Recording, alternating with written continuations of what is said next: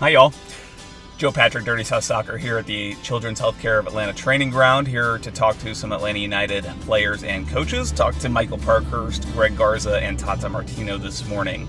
A little bit laid-back vibe. The team, several players are on international duty this week. You know, Miguel Almiron, Tito Villalba, Joseph Martinez, Brad Guzan.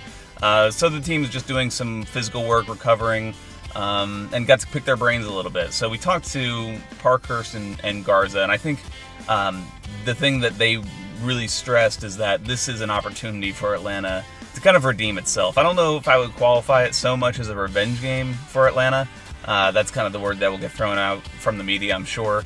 But they do, it's more personal for them in that they want to show what they really can do on the pitch against a team like Red Bulls, who gives them a lot of fits. You know, it's an interesting contrast of styles between these two teams, and we'll see how it shakes out next weekend when these two teams meet up in Mercedes-Benz Stadium for the first leg of this Eastern Conference final. The players didn't say whether it was an advantage or not to be playing the first leg at home or the first leg away. It was kind of funny. They just said, Parkhurst was like, yeah, he, you know, kind of gave some cliche answer about why it's an advantage to play at home. And then we just asked him what he would have said if they were playing the first leg away. And he said, oh, yeah, and he kind of gave us a response for that, too. So it really doesn't matter. What does matter is what Tata Martino had to say about Darlington Nagbe. Nagbe apparently is doing pretty fine. He hasn't trained this week, but he's just kind of resting. He had he came out of the game. They're calling it a slight hamstring strain.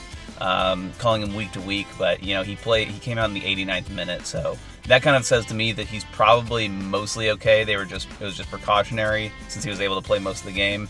And Tata Martino basically said as much, that they just didn't want to put him on a plane, making a trip across the Atlantic twice in a week before they have a very big game. And he's obviously plays in a position where they'll have to cover a lot of ground and be very physical in the game. Unlike, Brad Guzan, who as a goalkeeper is more fine with making that trip. And that's about it. Tata Martino also talked a lot about Red Bulls and their academy. I'll have something on that on MLSsoccer.com, maybe later today on Friday, could be next week. But really praising especially the central midfield partnership of Sean Davis and Tyler Adams, and basically those being two academy players. And that's what they've been able to base their whole club around. Those two players give them a lot of their intensity and pressing and everything that they do well from the middle of the pitch right there and coming from their own academy. So props to them. And I know Tata really looks up to the Red Bulls as a club, and that they're able to produce those kinds of players. So that's it from the training ground. Stay tuned. Next week we'll hopefully have more of this video content rolling out on Dirty South Soccer.